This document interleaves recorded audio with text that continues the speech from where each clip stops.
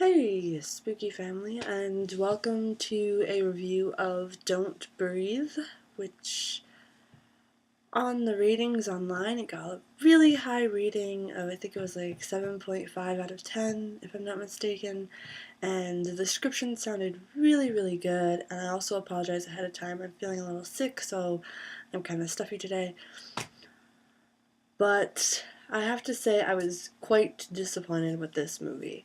And a lot of people are commenting, well, it was actually a decent movie, I was actually shocked, and all this stuff. And the problem with that is, like, there was nothing shocking about it. It's supposed to be a thriller, which is cool, which means it would be slow to moderate paced, which I totally get that. But about halfway through, you can always predict the ending. The female character, Rocky, tries to break into this veteran's house. He's blind with her boyfriend and their friend, and they want his money, and they want a better life, and all this jazz. And to me, it came off like a Lifetime Movie Network thriller. It was one of those sort of things. So I was very disappointed because the trailers and everything looked awesome, and I saw people on all social media sites actually raving about it, and then when I went to watch it, I was just like, this is it? First of all, it was like,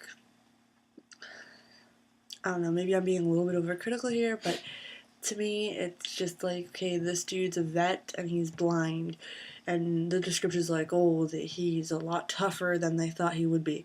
Well, yeah, he's a vet. He went through war.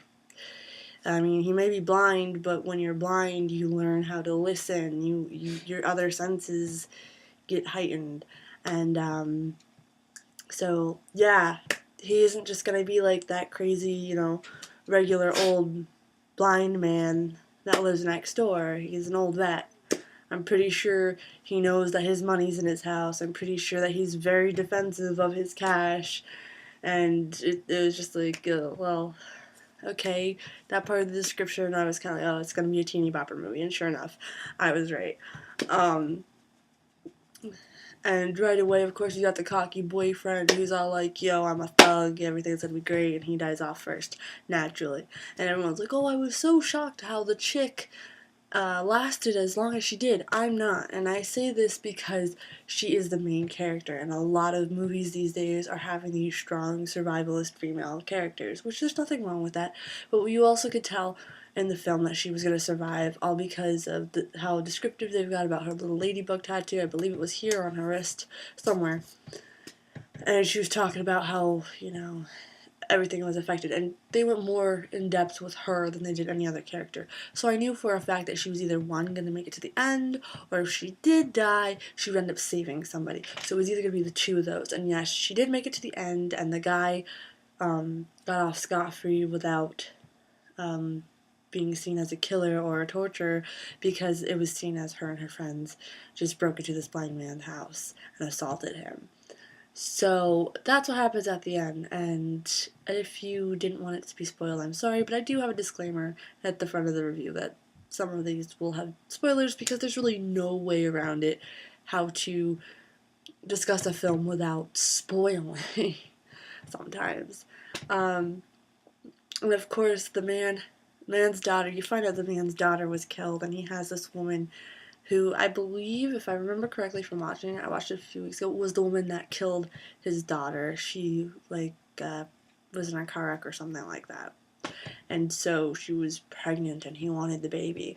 And Rocky, the chick, the main character, was also pregnant, and he wanted to carve the baby out of her after she had gotten the other girl killed. And it was just like, I really sat through 45 minutes of this to go to this point of the film. This film could have ended as a short film. It didn't need to take up this amount of time. To me, it wasn't really all that interesting. It was really hard to keep up with. And normally I like thrillers, I like horror, I like suspense, I like movies that take their time and be like, oh wow, I can't believe, oh, what if this happens? But through this movie, I didn't even try to think. And I like movies that do make me think. So I was gravely disappointed with it. Again, I feel like it's a Lifetime Movie Network thriller, so my rating would definitely have to be way lower than a 7. I would give it a 2, and that's just being generous, and that's a 2 out of 10. if you like the film, or you didn't like the film, or you just want to comment below, go for it. Share your reasons. I'd love to hear them. And don't forget to follow Desdemona Productions on Facebook. And also, I have a vlog channel, which I labeled The Mercy Desdemona Show, because it's basically just going to be me doing those tag videos. I kind of want to keep Desdemona Productions for entertainment videos and my vlogs on a separate channel, so go ahead and subscribe to that.